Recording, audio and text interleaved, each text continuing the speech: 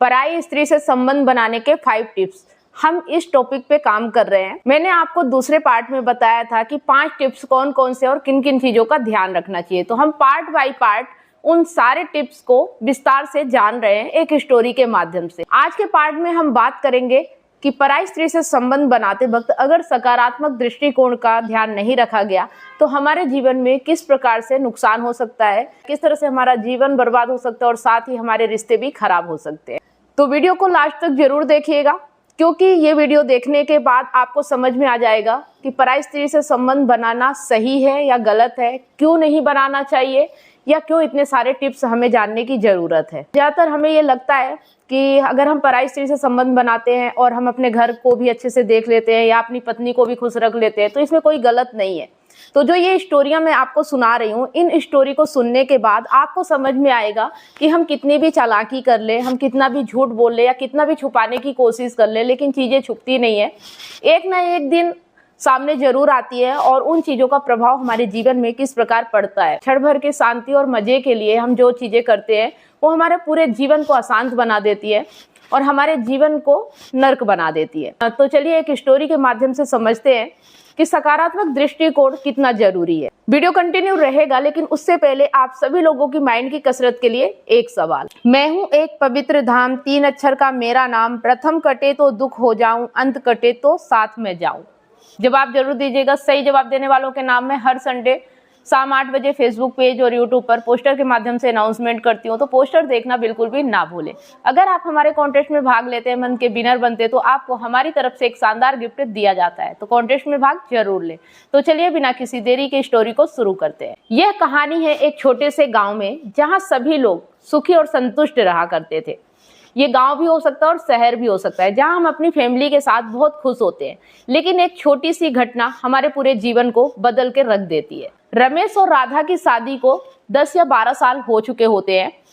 उनका जीवन बहुत ही सुखमय कट रहा होता है। दोनों में बहुत प्रेम था। लेकिन एक दिन रमेश की मुलाकात गाँव के मेले में प्रिया से हुई। प्रिया नए गाँव में आई थी और वह देखने में बहुत ही आकर्षक थी। शुरुआत में तो यह केवल सामान्य मित्रता थी, लेकिन देखते ही देखते उन दोनों के रिश्ते गहरे होते चले गए। रमेश का ध्यान अब राधा से हटकर प्रिया में केंद्रित हो गया। राधा ने यह बदलाव महसूस किया, लेकिन वह चुप रही। गांव में एक दिन एक व्यक्ति ने प्रिया और रमेश को एक साथ देख लिया और बात राधा तक पहुंच गई। राधा ने रमेश से इस बारे में बात की और दोनों के बीच बहुत बड़ा विवाद हुआ। रमेश ने अपने कृत्य को सही ठहराने की कोशिश की, लेकिन असफल रहा। रमेश को अपनी गलती का एहसास हुआ और उसने राधा से माफी मांगने की कोशिश भी की, लेकिन राधा का तो दिल टूट चुका था और उसने घर को छोड़ दिया। राधा के जाने के बाद रमेश का जीवन बिखर सा गया।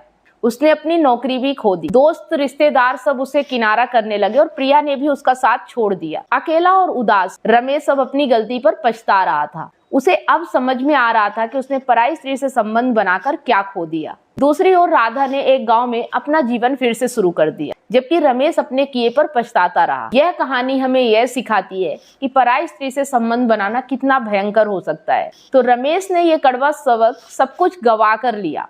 अगर आप लोग ये स्टोरी देख रहे हैं तो आप ये सबक अभी ले लीजिए, ताकि आपको ये सब गवाना ना पड़े, क्योंकि ये सब तय है और निश्चित है। अगर आप गलत राह पे चलोगे तो आपका जीवन बर्बाद होने से कोई नहीं रोक सकता।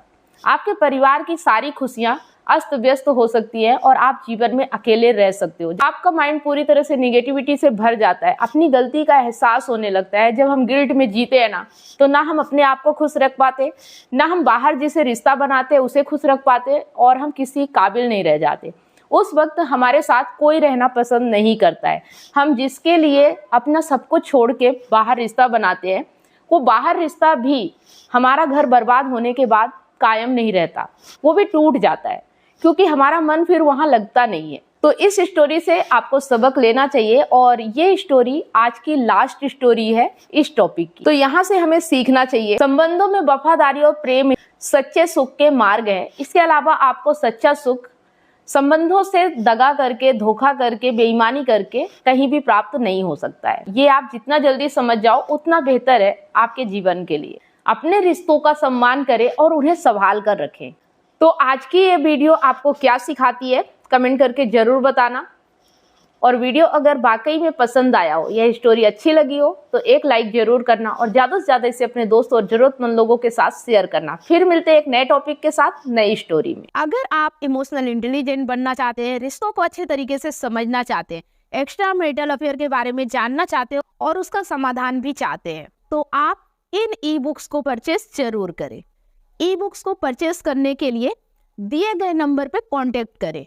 अगर आप काउंसलिंग चाहते हैं, 1-to-1 कॉल पे बात करना चाहते हैं, समस्या का समाधान चाहते हैं, तो भी आप इसी दिए गए नंबर पे कांटेक्ट करके अपना अपॉइंटमेंट बुक करा सकते हैं।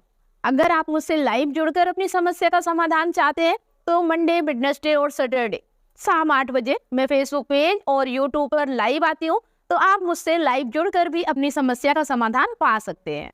यहाँ स्क्रीन पर फेसबुक आईडी और यूट्यूब चैनल शो हो रहा है, आप उसे फॉलो और सब्सक्राइब जरूर कर ले। लास्ट में अगर वीडियो पसंद आया तो उसे दिल से लाइक करें, कमेंट और शेयर ज्यादा से ज्यादा करें, क्योंकि आपका एक शेयर किसी की लाइफ में बहुत बड़ा परिवर्तन ला सकता है। साथ में बेल आइकन प्रेस करना बिल्कुल भी ना भूले, ताकि जो भी वीडियो मैं पोस्ट करूं उसका नोटिफिकेशन आपको सबसे पहले मिले और आपसे कोई भी वीडियो मिस ना हो। इसके साथ ही अगर मेरे वीडियो आपको बहुत ही अच्छे लगते हैं तो फेसबुक पर स्टार देके और यूट्यूब पर सुपर थैंक्स देकर हमें सपोर्ट जरूर करें। धन्यवाद।